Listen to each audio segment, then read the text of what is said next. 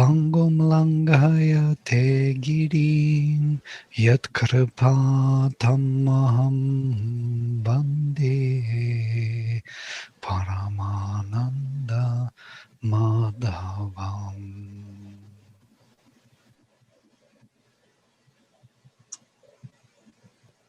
So we took next chapter, which was called the core of the teaching of the Gita, where Sri Aurobindo explains, actually in a very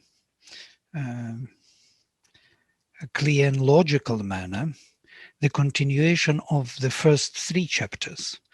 The first three chapters were the demand or a need from the Gita, the divine teacher, and the human disciple. Now, the core of the teaching is about a human disciple and the divine teacher coming together in a way. So one has to reflect the other. One becomes the vessel for the other. And who is this divine teacher? It is the Supreme. The Supreme, which has different poises, poise of transcendental Satchitananda, as we know it, and the poise of embodied Kshara Purusha, Akshara and Kshara Purusha. The Purusha in the becoming, the world as such, with all the multitude creation here. So these manifestations of Purushottama have to be charged with his presence more and more. And that's the whole major kind of deeper view on the Gita. We already spoke about it in our introductory sessions. I made some presentations. I made another PowerPoint presentation here for us, just to have this overview of few of the concepts before we start discussing, if you don't mind. Let me project. So this, the chapter 4, the core of the teaching of the Gita is, we already looked into the structure of the Gita, that there are 3 sections of Karma Yoga, from the 1st to 6th chapter, of Bhakti Yoga from 7th to 12th chapter, and finally Jnana Yoga, the last 6 chapters. And these sections correspond to our will, effort, action, Karma Yoga, love, emotion, devotion, or the matters of the heart, Bhakti Yoga, and Jnana Yoga, knowledge, comprehension, self-realization. By the way, Sri Aurobindo translates Jnana as self-realization. And of course, this is body, heart, and mind. These are the 3 constituents. So Gita covers all these 3, but in a very interesting manner. It's not just these parts of our existence. They are somehow part of the cosmic movement, yes, the movement of the will in nature, the movement of love and devotion and discovery of the highest divine within the manifestation, and the realization of the unborn self beyond in heaven. Yeah, we can also identify them as earth, body, space in between heaven and earth, heart and emotions, and mind as heaven. Now, this is the end of the last passage from the core of the teaching, from this chapter, what Sri Aurobindo says. He explains this in this manner, and it's quite interesting to read. Let me open it better. The first step is Karma Yoga, the selfless sacrifice of works, and here the Gita's insistence is on action. The second is Jnana Yoga, heaven. So first is earth, second step is heaven. self-realization, and knowledge of the true nature of the self and the world. And here the insistence is on knowledge. But the sacrifice of works continues, and the path of works becomes one with, but does not disappear into the path of knowledge. So the path of knowledge does not overtake the path of works, it enhances it. The last step is Bhakti Yoga, adoration and seeking of the Supreme Self as the Divine Being. And here the insistence is on devotion. But the knowledge is not subordinated, only raised, vitalized, and fulfilled. And still the sacrifice of works continues. The double path becomes the true way of knowledge, works, and devotion. And the fruit of the sacrifice, the one fruit still placed before the seeker, is attained. Union with the Divine Being and oneness with the Supreme Divine Nature. It's something unbelievable. How come that from the union of our constituent parts, of our heart, mind, and will, we arrive at this highest realization of the Divine Being and the Supreme Divine Nature? Somewhere we do not have the link, we do not have true or deeper understanding of our constituent parts, why they are divided and how they can come together and why they have to be united. I was referring that time, first time when I was reading this, to the Rig Veda, the last hymn of the Rig Veda, which is ending with, we will be perfectly composed when we move in our action, our heart, and our mind together. And this is the way to be perfectly composed. What is this composition about? It is the revelation of the divine within manifestation. This is the ideal of the Gita, and I think this is the major core, the core of the teaching. So here is another, before that passage, that was the last passage of that chapter, he says in this way. First, again, 3 steps. First, by the renunciation of desire and perfect equality, works have to be done as the sacrifice by man, as the doer, a sacrifice to a deity who is the supreme and only self, though by himself not yet realized in his own being. So what is this karma yoga? It is the attempt to sacrifice to our higher self without knowing it yet. And this is the initial step.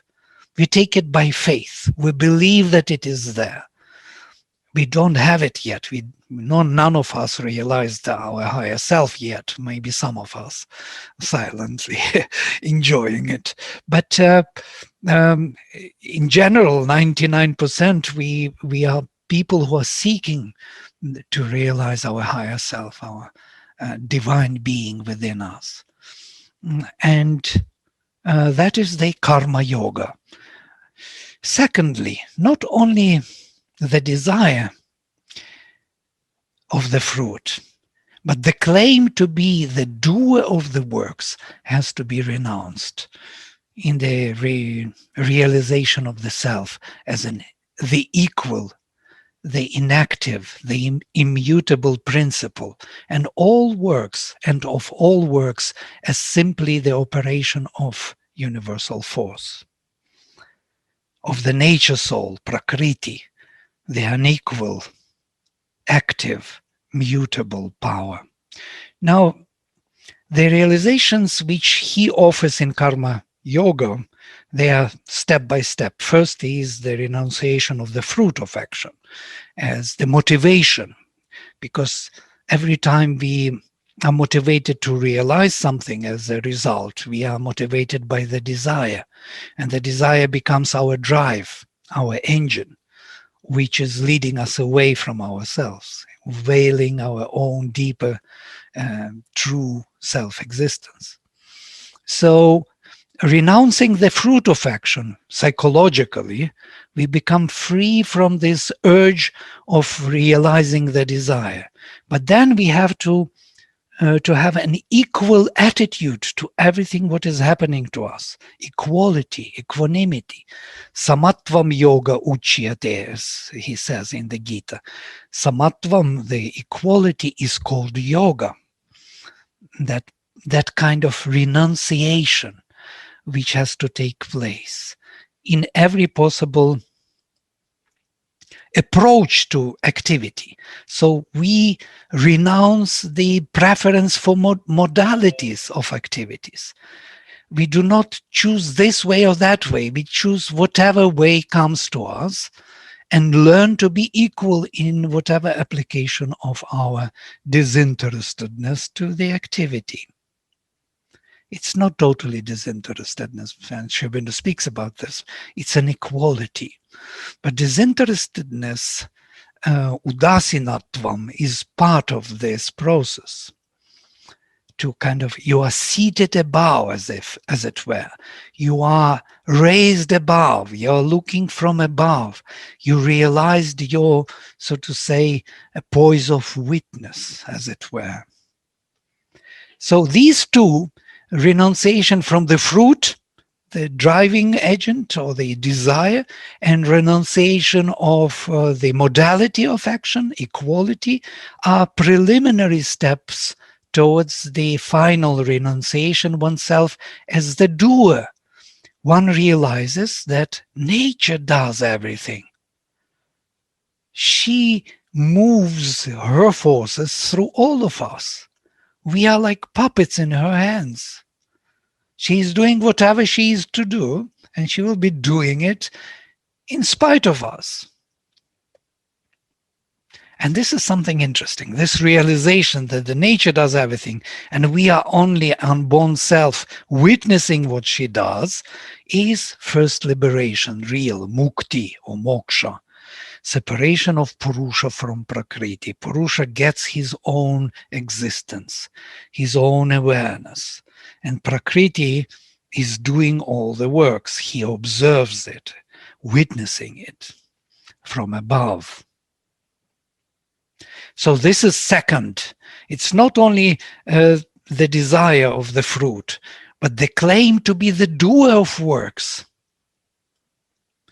has to be renounced in the realization of the self as the equal, the inactive, the immutable principle, and of all works as simply the operation of universal force, of the nature soul, Prakriti, the unequal, active, mutable power. So there is the dynamic aspect of Purusha, which we call Prakriti. She does the works, and he is witnessing it. He is the consciousness within the action. And lastly, the Supreme Self has to be seen as the Supreme Purusha, governing this Prakriti, of whom the soul in nature is a partial manifestation, by whom all works are directed, in a perfect transcendence through nature. This is Sri Aurobindo, in a perfect transcendence through nature.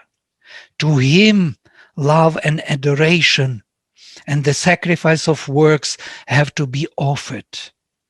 The whole being has to be surrendered to him, and the whole consciousness raised up to dwell in this divine consciousness, so that the human soul may share in his divine transcendence of nature and of his works, and act in a perfect spiritual liberty. So these are the three steps. So if I move into the next slide, let me move into the next slide. And I will be coming to the end. Sri Aurobindo considers this to be the Mahavakya of the Gita.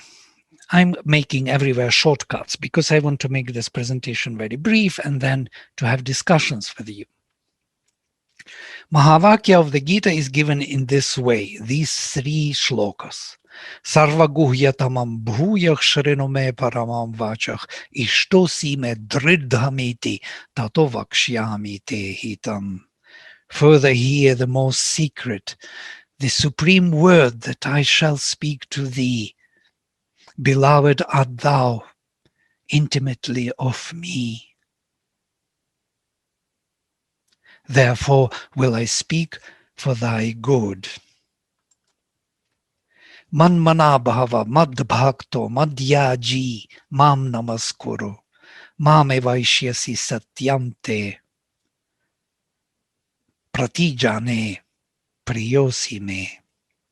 Become my minded, my lover and adorer, a sacrificer to me. Bow thyself to me thou shalt come. This is my pledge and promise to thee, for dear art thou to me. And finally, the most important shloka, Sarvadharman parityajya mam ekam sharanam vraja aham tvam sarva papebhyo mokshayishyami ma shuchaha. Abandon all dharmas and take refuge in me alone. I will deliver thee from all sin and evil. Do not grieve. Now I have 2 small quotations from the previous chapters on the human disciple and the divine teacher, which are kind of summarizing this vision. Let me read first the human disciple. All the strife of our upward endeavor and seeking finds its culmination and ceases in a satisfied fulfillment when we can rend the veil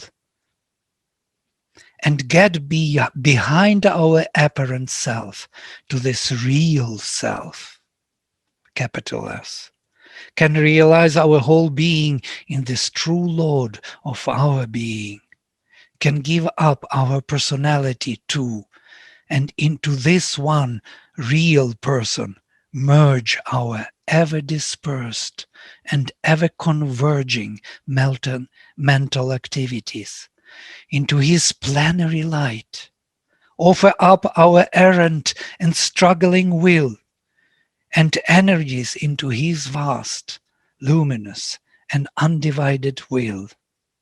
At once renounce and satisfy all our dissipated outward moving desires and emotions in the plenitude of his self-existent bliss. It is possible to become him in every way. It is possible to get rid of all our struggles, all our energies, mistaken movements, ever converging and dispersed mental activities which are constantly moving back and forth, seeking something solid, something meaningful, and always losing the track and always moving forward. It is possible to dive into his plenary light.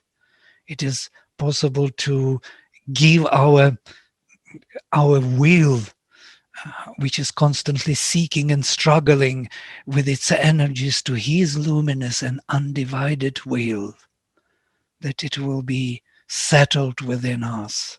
There will be no more struggle. There will be a clarity of force and all our desires. And look how he says about this. At once renounce and satisfy all our dissipated and outward moving desires and emotions. At once renounce and satisfy. When we give all our desires up to him, they are all satisfied immediately. There is no more dissatisfaction. All the desires are satisfied.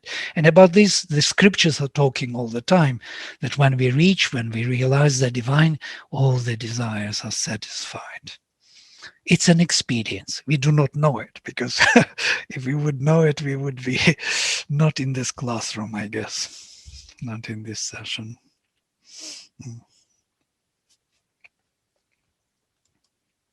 And the divine, now, from here we see how the human disciple is to become the divine. From another side, we can see how the divine teacher, the avatar, reaches out to the divine, to the human disciple. When this eternal divine consciousness, always present in every human being, notice, always present in every human being, this God in man, takes possession partly or wholly of the human consciousness and becomes invisible, human shape, and the guide, teacher, leader of the world, not as those who living in the humanity yet feel something of the power or light or love of the divine gnosis, informing and conducting them, but out of that divine gnosis itself, acting from that divine gnosis itself, direct from its central force and plenitude, then we have the manifest avatar.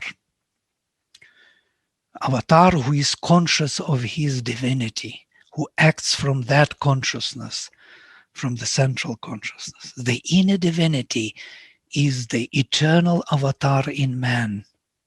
The human manifestation is its sign and development in the external world. We are all his manifestation of this internal avatar in us. We are all future avatars, basically. So we are seeking his realization, and he is manifesting himself in us. And these two constitute the core teaching of the Gita. And this is the diagram which I was showing you before. We can see Akshara, Kshara, Purusha, and Purushottama. Yeah. Very similar to Sri Aurobindo's sign. That's why I put it here in the corner. The 3 upward movements, 3 downward, and in between this 4th one, which connects Satchitananda with our lower hemisphere of the being, of the becoming. And they are all held up by Purushottama, by the Supreme. He is being manifested through these transcendental and through these movable or mutable Purusha, Purusha in becoming, what we are now here. So this is the core of the teaching in brief. So I will stop here and will open, the discussion. Questions, answers, thoughts, ideas, please. Whoever wants, you can switch on your microphone and start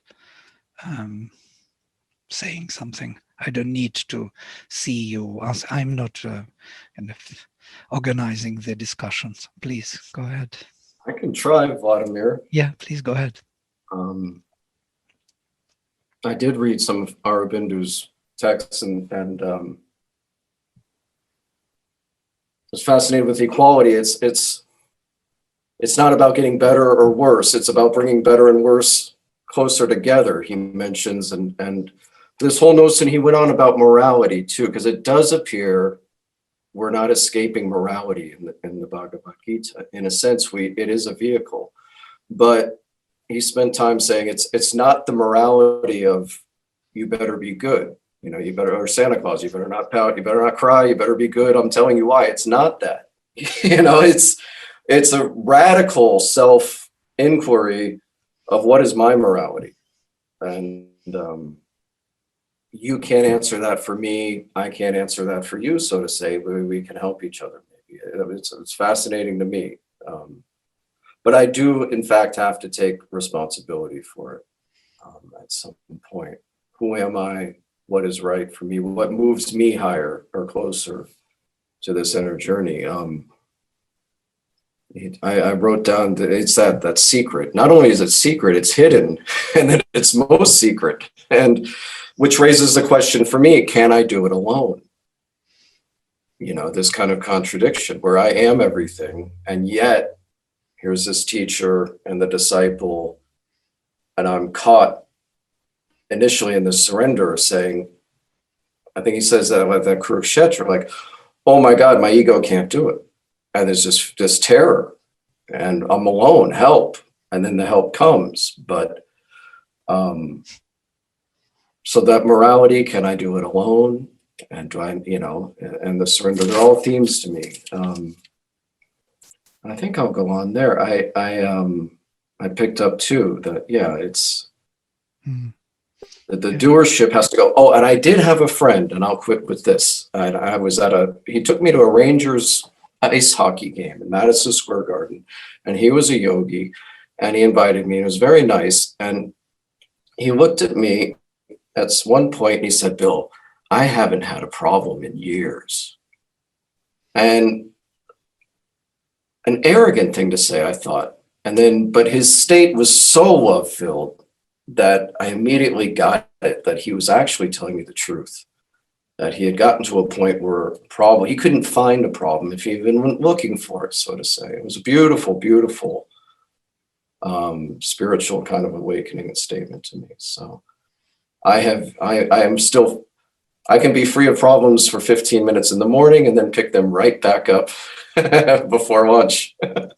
And it's good to be here. I love the Bhagavad Gita. Sarah came to me. She says, have you ever heard of the Bhagavad Gita? Just yesterday. I said, oh, yes, dear, I have. Joined class. She's like, well, I think I need to read it. I'm like, yeah, that's good. And, she'll find it in her own way. She does. Thank you. Yeah, thank you for your sharing. Wonderful. Yeah.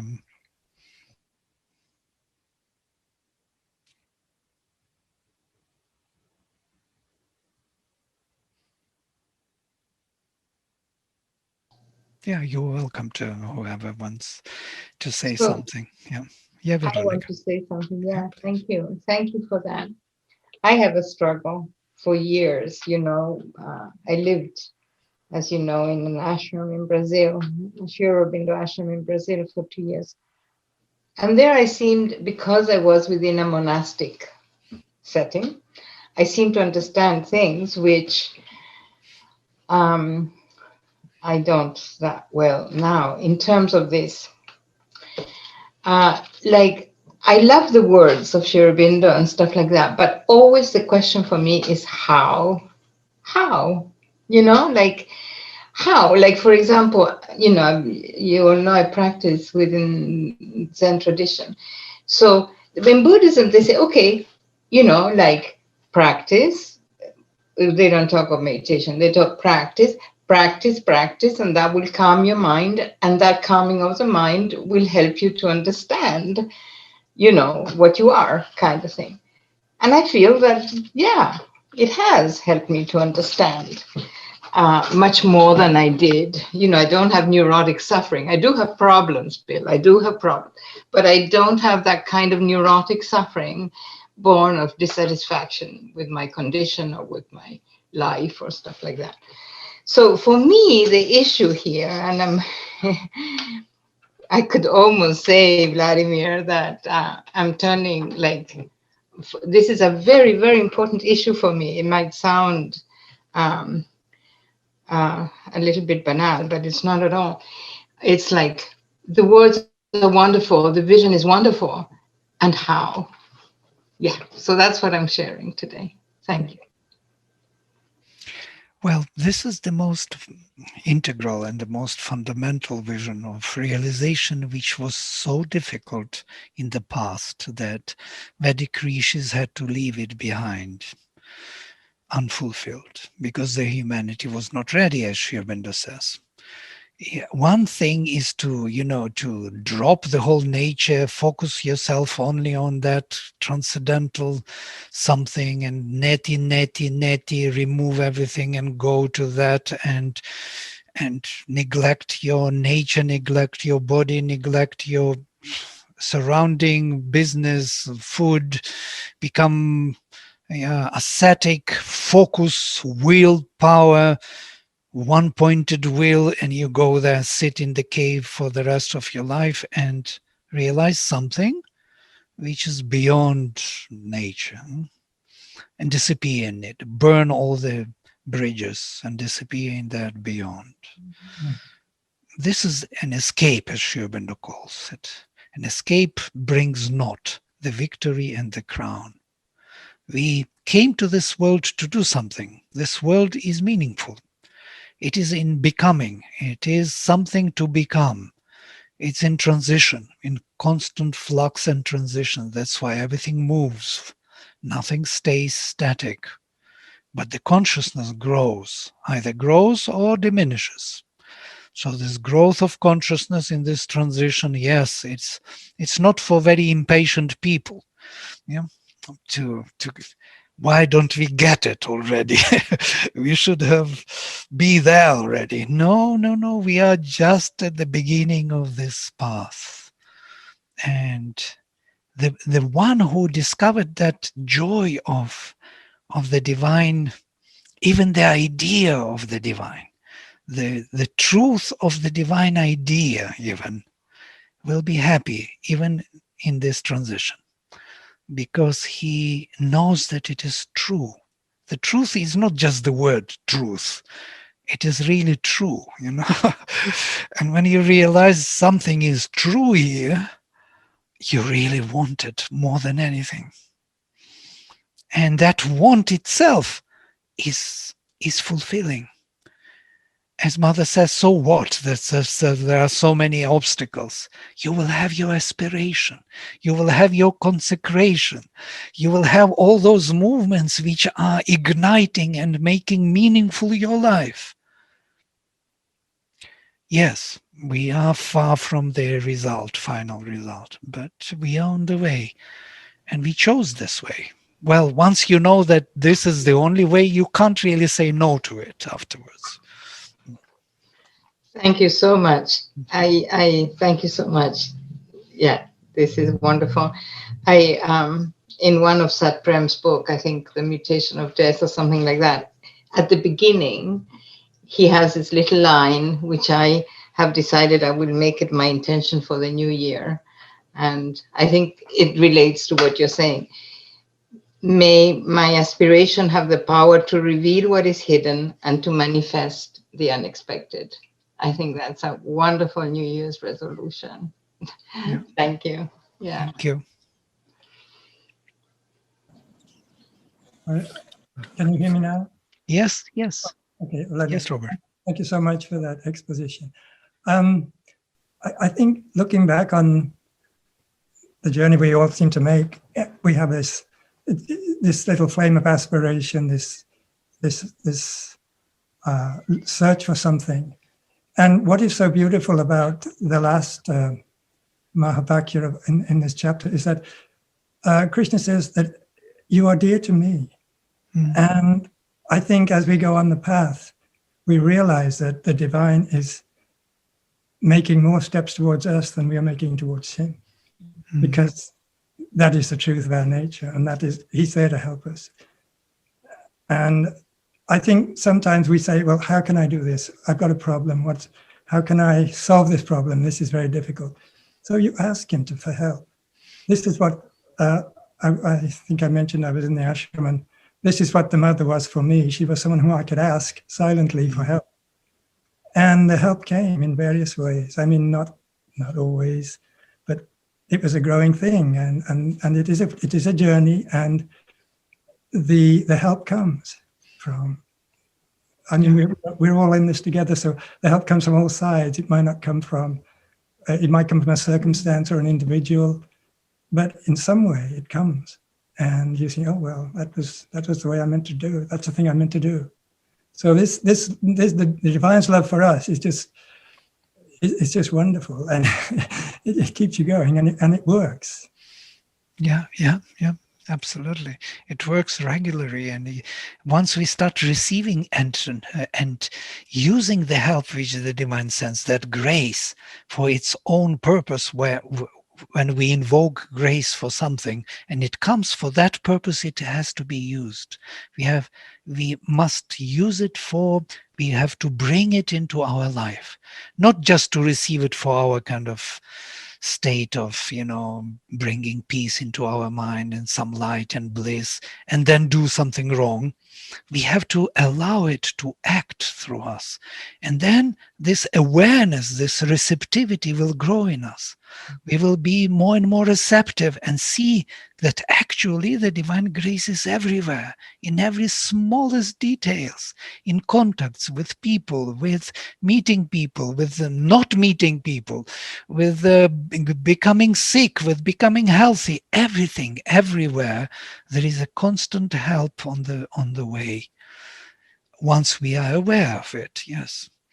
But if we are aware only of our own doings and our own so-called own, because they are never our own desires, because the desires are coming from the universal nature, vital nature.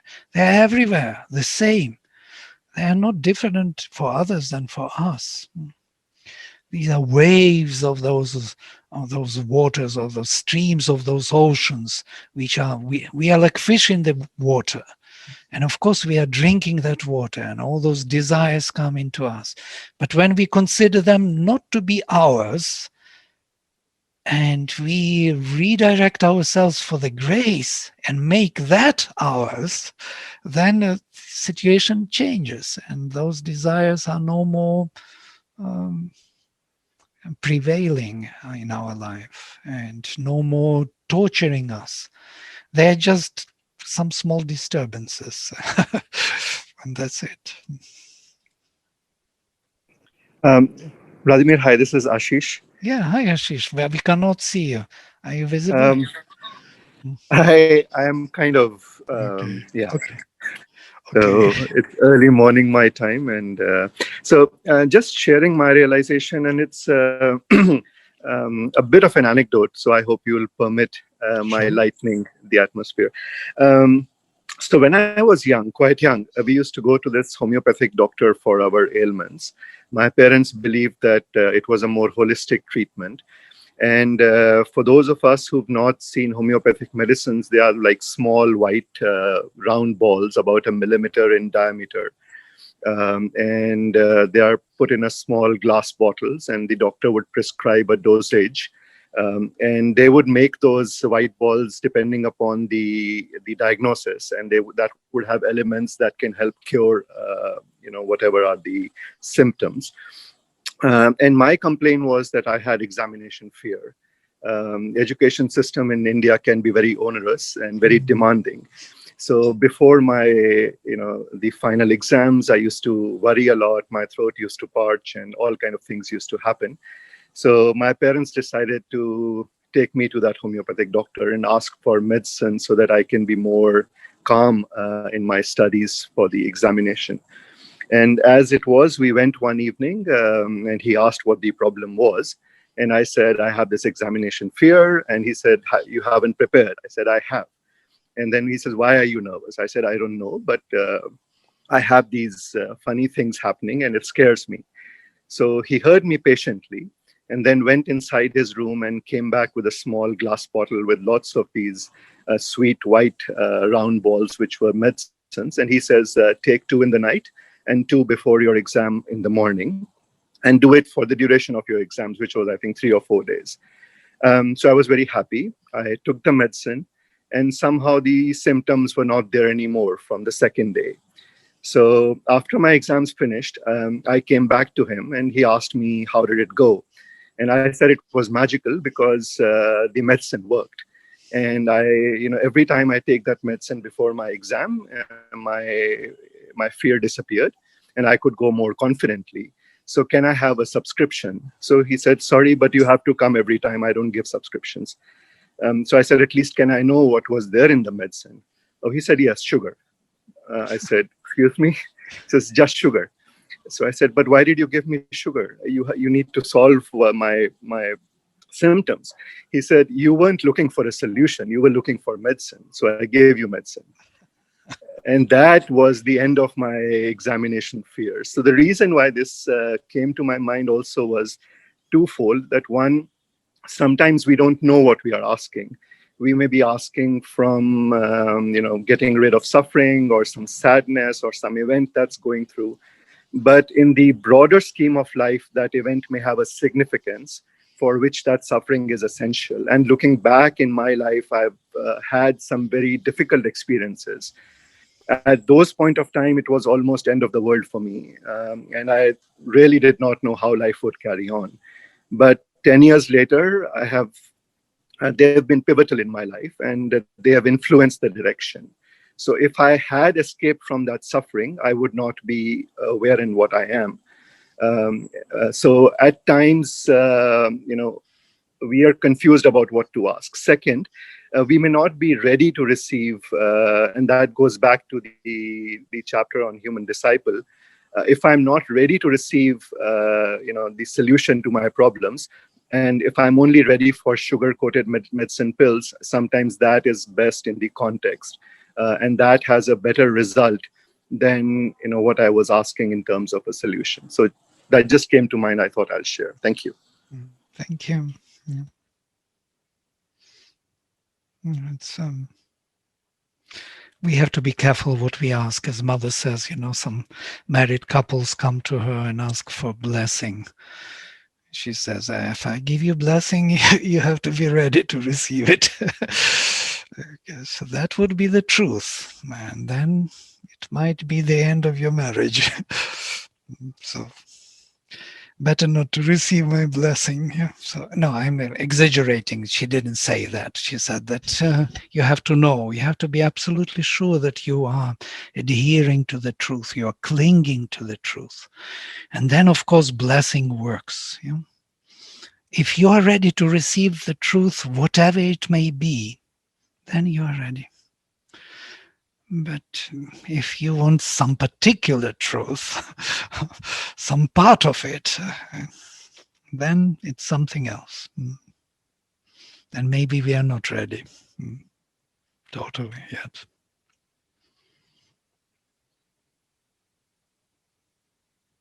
Yeah, with this morality which you were mentioning also, Bill, it's also interesting because in Sri Aurobindo's view, all these constituents, our will, desires, morality, whatever it is, yeah, dogmas, visions of the truth, religious preferences, they are all means and tools in a way, yeah, on a particular level.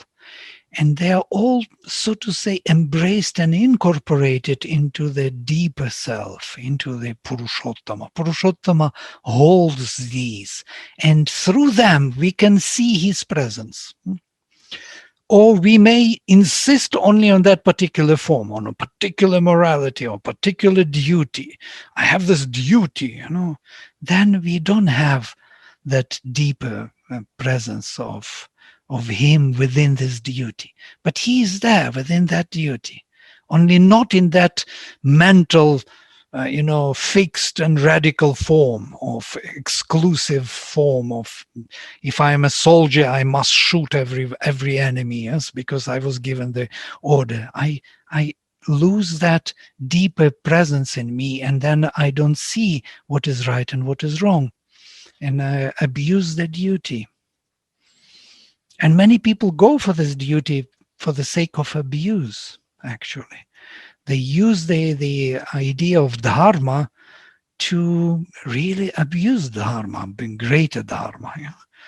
So we can see this all the time in our life. Not to say that there are contradictions between dharmas. And that's the major message of the Gita. Actually, it's the major topic in this chapter, the teaching of the Gita, yes?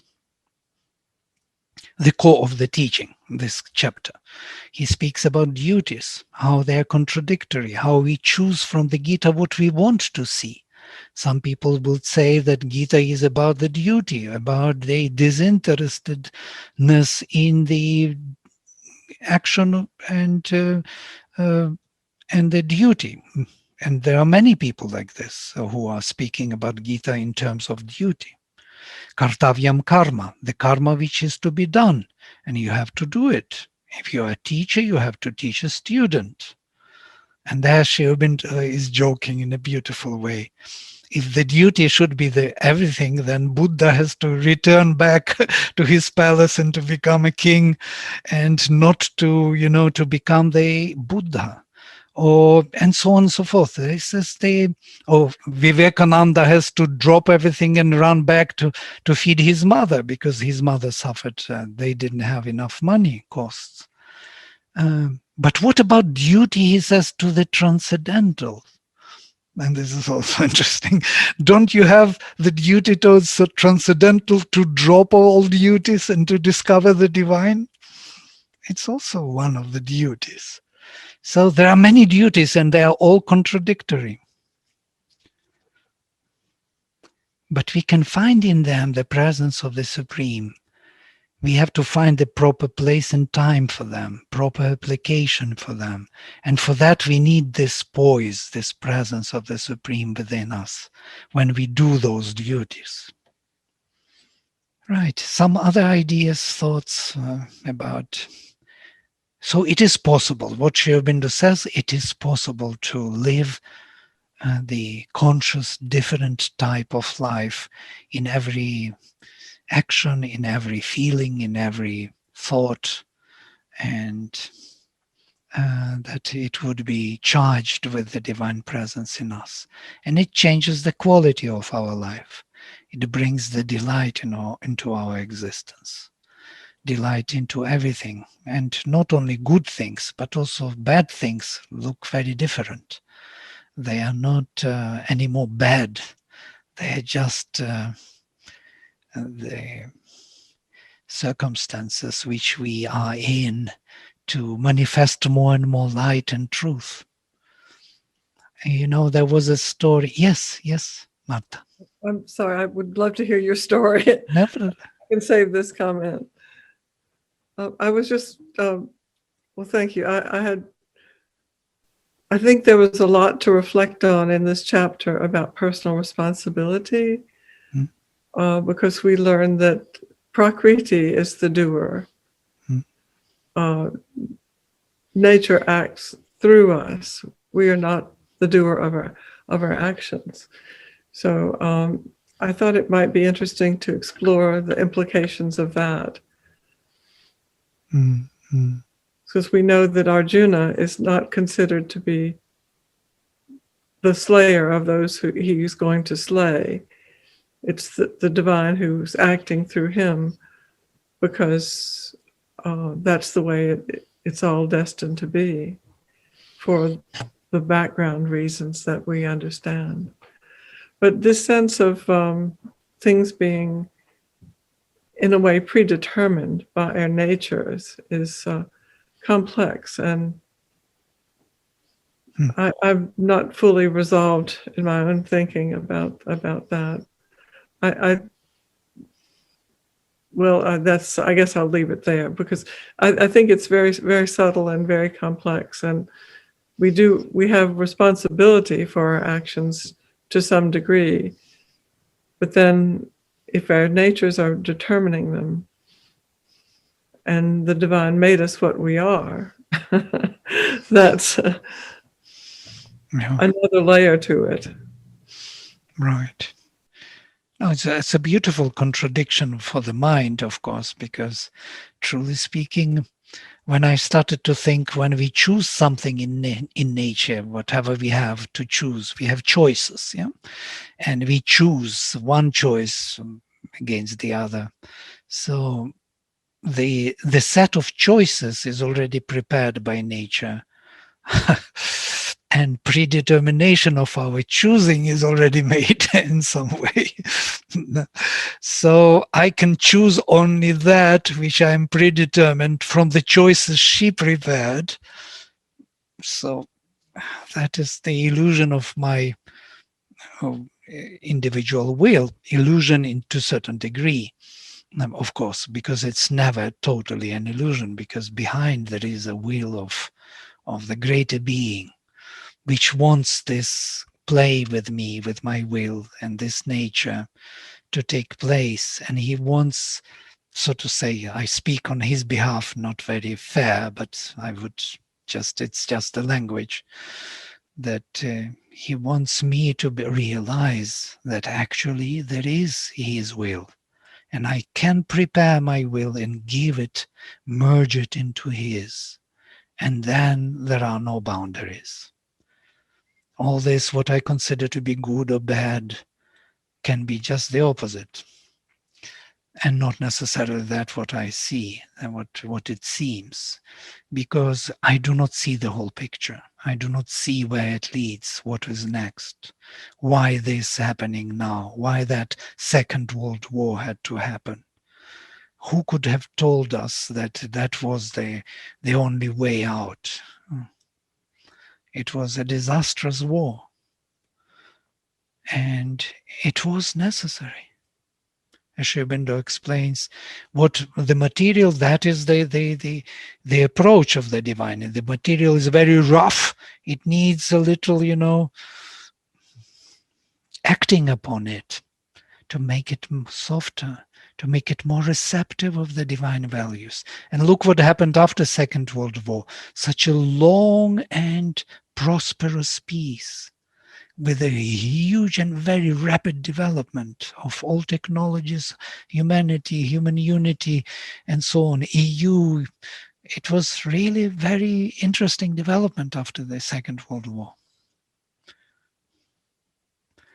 So we never know. We do not see the full picture. We do not see Trikala Drishti. Yes? Do not have the realization of 3 times where we are heading at. And what problems we have to solve, what resistances are there. It all makes sense. Couldn't we also say, Vladimir, it seems that acknowledging that Prakriti is the force that is acting through us is one step. But the next step, perhaps, is realizing that Purusha, she is under the sanction of Purusha, and to take the poise of Purusha, in which she will do her dance for Purusha, for this higher poise. And it's at that poise that there is, that we are beyond the ego and our personal will, and we are, not we, but the Purusha, is directing and controlling and sanctioning all that Prakriti does.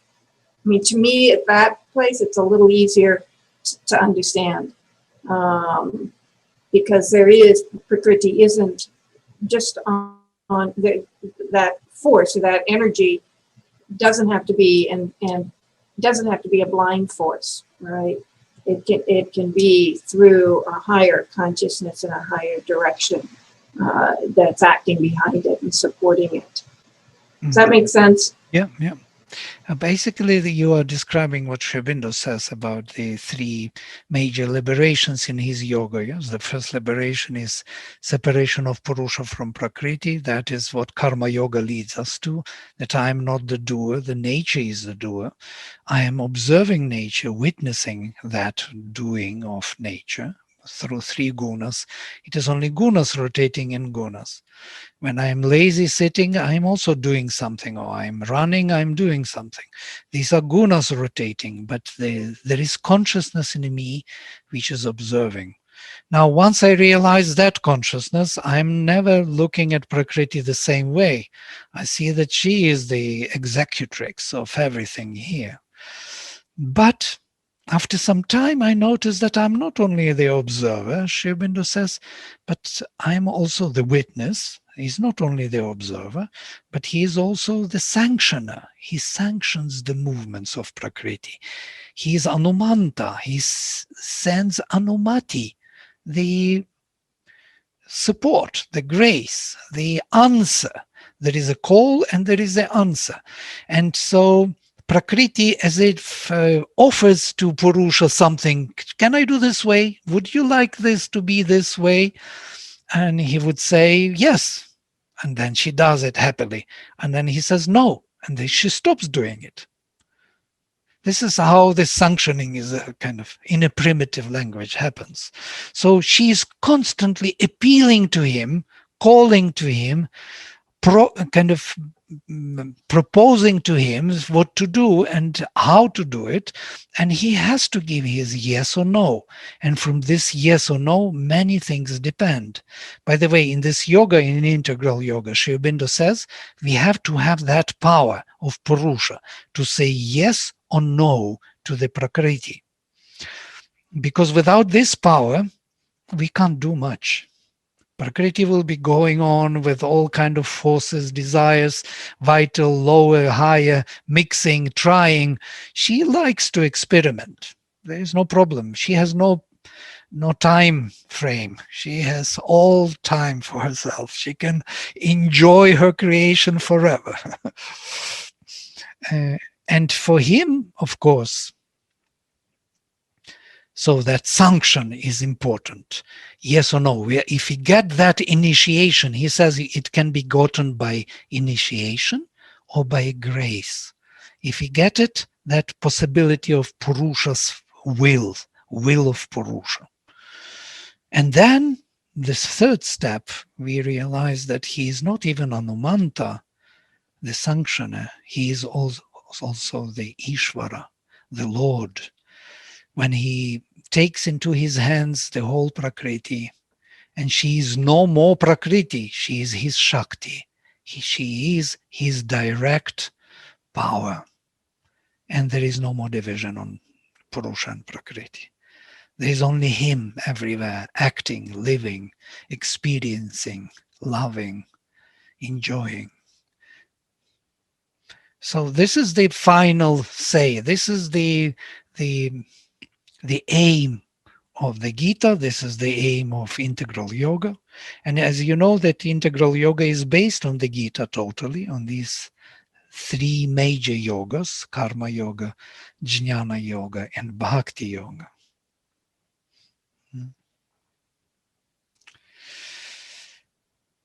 Yeah. And then there is the yoga of self-perfection.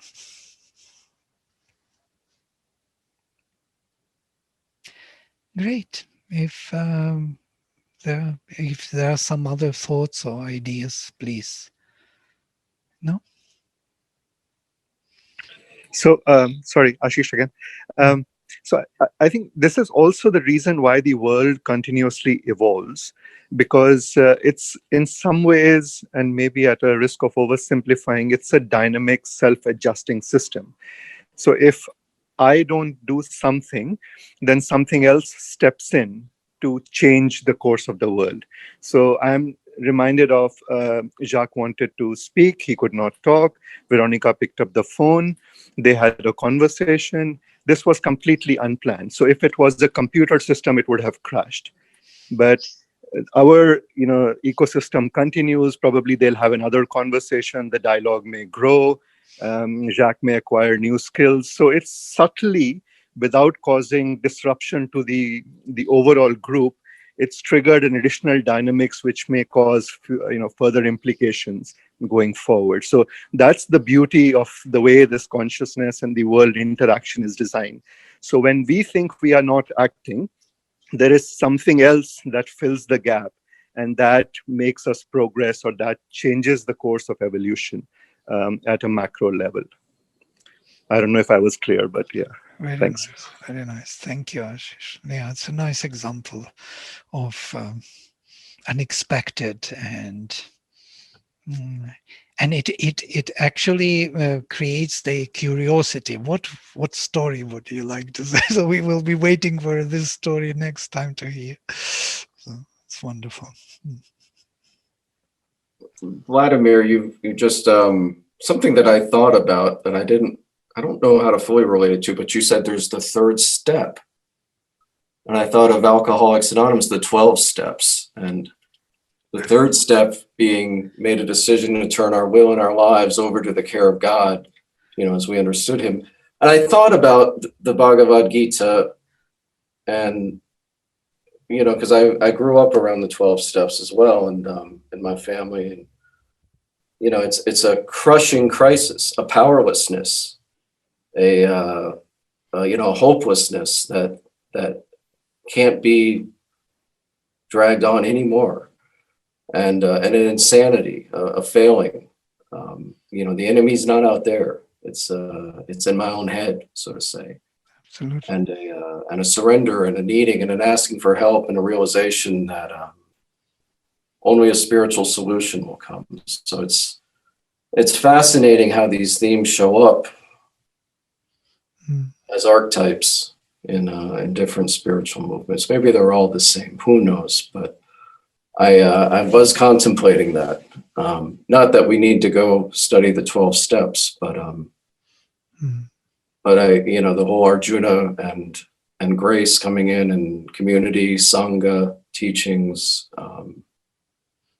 this kind of self-responsibility, morality, inquiry, all of it, meditation. So it's been another inquiry. And I love what you just said about there has to be a yes or a no. I can't, at some point, there has to be a yes and a no. I mean, there has to be some kind of yoga, I guess, for myself. I can't, and there is. So it's not in the development goes slower than I would like in some areas. And I want someone else to do it for me when in fact there's a lesson for me. And Right.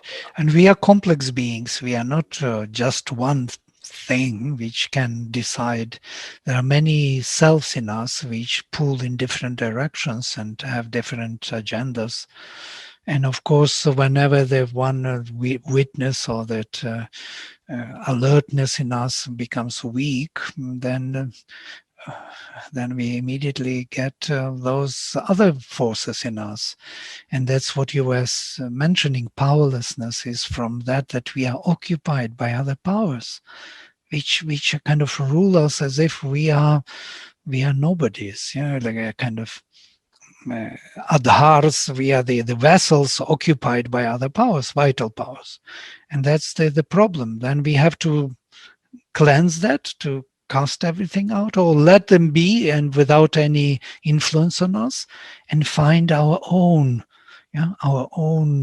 being somewhere, which can be in charge of our life, of our vessel, of our body, mind, and vital, instead of being invaded constantly by some, friends, so-called well-wishers, who destroy our lives. And that is the case of all our desires. Unfortunately, we don't see it immediately. We think that we desire, we want, it's my desire, but we don't see how that desire, that particular force entered already and settled and habituated itself within me. The moment I cure myself from that force, I see it's like you woke up, or you became cured, you were all your life sick and suddenly you became healthy. It's a very different feeling. Then you know that you are not that force. Yes, Gilbert. Yeah, sometimes I think that these distractions, desires that I've gone in, they were there for a certain reason, but after a while, they dissolve. They no longer can become the desire that they were the first time or the second time. They dissolve and they become weaker, and then my central desire, which is to get to some truth, becomes stronger as they get weaker, and it's less likely to detract me from going towards the goal. Mm-hmm. Mm-hmm. Absolutely. It seems to me a lot of this is like Prakriti is about that. You could, from a certain point of view, it's about like when I say I, am I talking about this physical body and its five senses and its workings and all of that, or is there other eyes? There's higher eyes, because in the microcosm of Prakriti and Purusha is all within this, right? It's certainly within every one of us. So when we say I, what are we, what are we talking about? And I'm in reading the essays, I thought that Aurobindo was saying that, that first step is the karma of not getting the fruit of your actions. Mhm.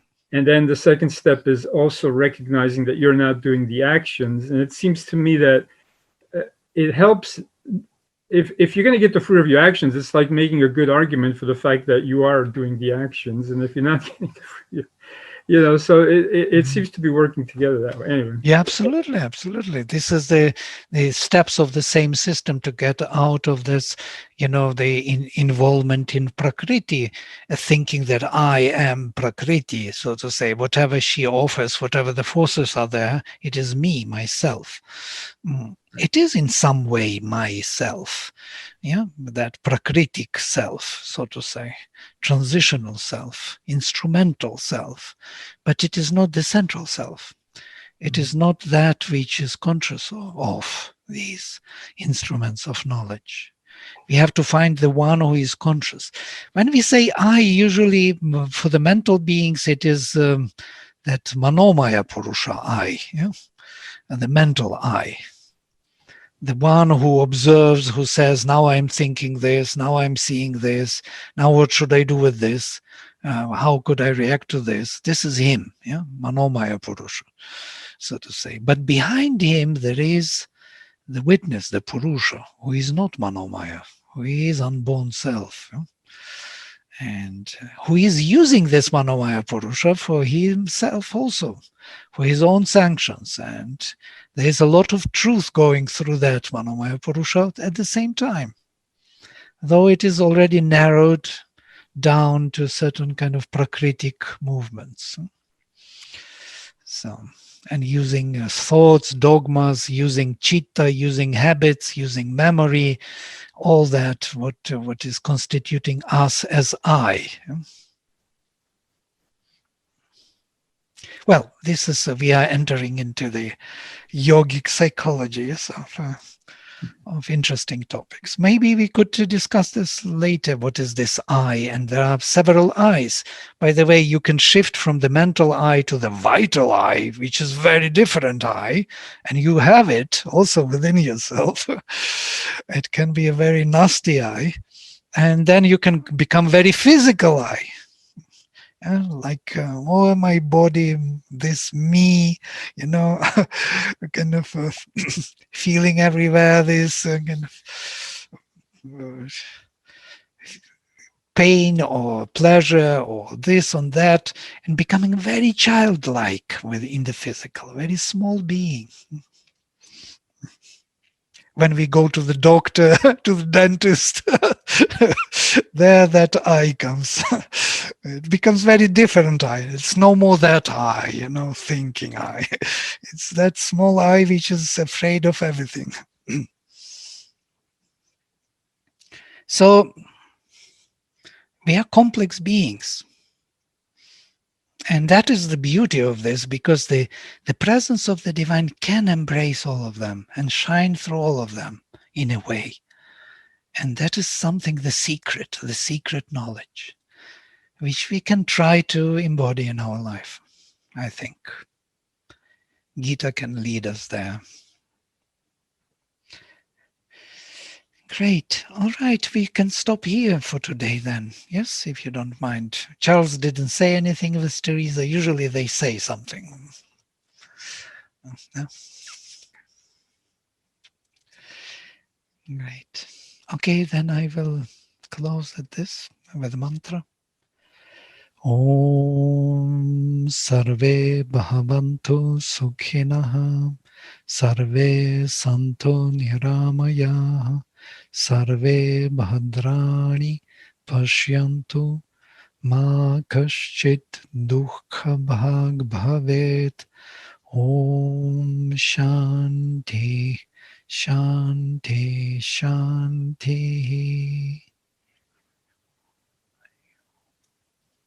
Hari Om.